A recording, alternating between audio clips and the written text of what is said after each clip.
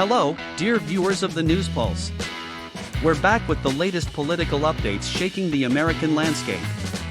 Today, we'll dive into the twists and turns surrounding Nikki Haley, a figure challenging the expectations of some Republicans in the 2024 nomination race.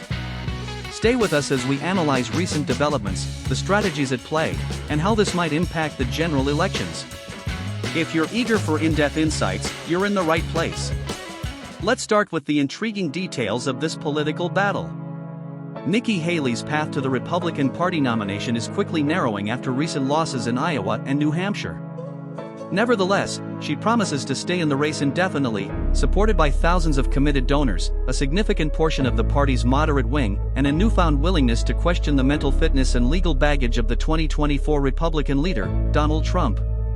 As Haley persists, fears grow among Republican authorities that she could jeopardize long-term prospects in the inevitable general elections against Democratic President Joe Biden. David Urban, former Trump advisor, described Haley's ongoing presence as a distraction, a drain on resources, and a source of frustration.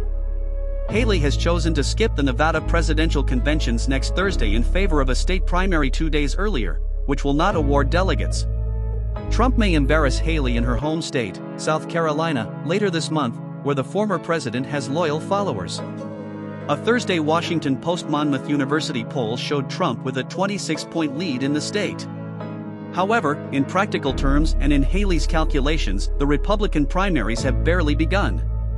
Only 2 states have voted so far in a process that will span all 50 before concluding at the Republican National Nomination Convention in July. "I'm not going anywhere," she told reporters on Thursday. "We have a country to save. And I'm determined to continue until the end. As long as we can keep closing this gap, I'll keep staying." These comments are increasingly irritating Trump, who is eager to move past the primaries and focus on Biden. Almost simultaneously as Haley spoke, Trump attacked her on social media.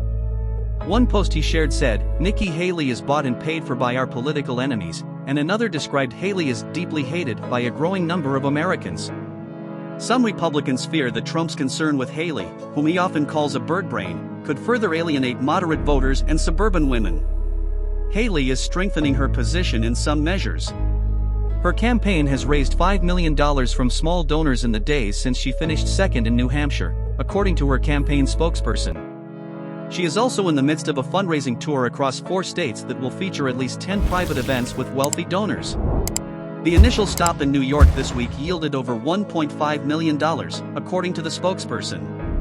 Some of Haley's biggest supporters are essentially on hold before the February 24 primaries in South Carolina. They believe she is fully funded for the rest of the month, and there is little more they can do in the short term. 2 of the group's founders, billionaire hedge fund managers Ken Griffin and Paul Singer, each donated $5 million to Haley's 2024 campaign in recent weeks, according to recently released federal documents. Trump also continues to report strong fundraising.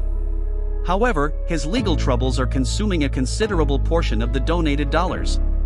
2 of Trump's political action committees spent about $50 million in donor funds for the former president's legal fees last year, according to federal documents made public this week.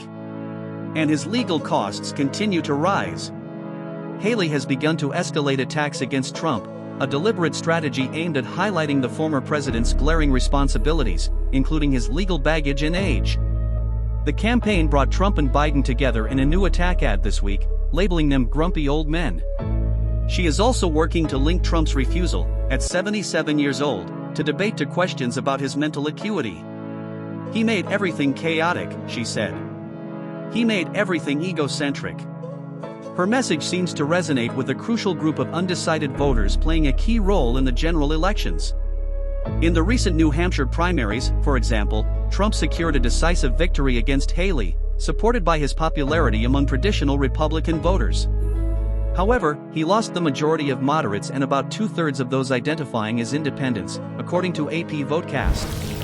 He also lost about 6 in 10 college-educated individuals and showed persistent vulnerability among suburban voters. But the Republican base is still decidedly behind Trump. A growing group of elected Republican officials in Congress is calling on Haley to drop out. Republican operatives believe that Haley's continued candidacy poses unnecessary risks for the notoriously undisciplined Trump. The longer she stays and the more Trump focuses on her, the higher the likelihood of unforced errors, say some Republican researchers. She's giving ammunition to Biden. And so, we conclude another electrifying chapter here on the News Pulse.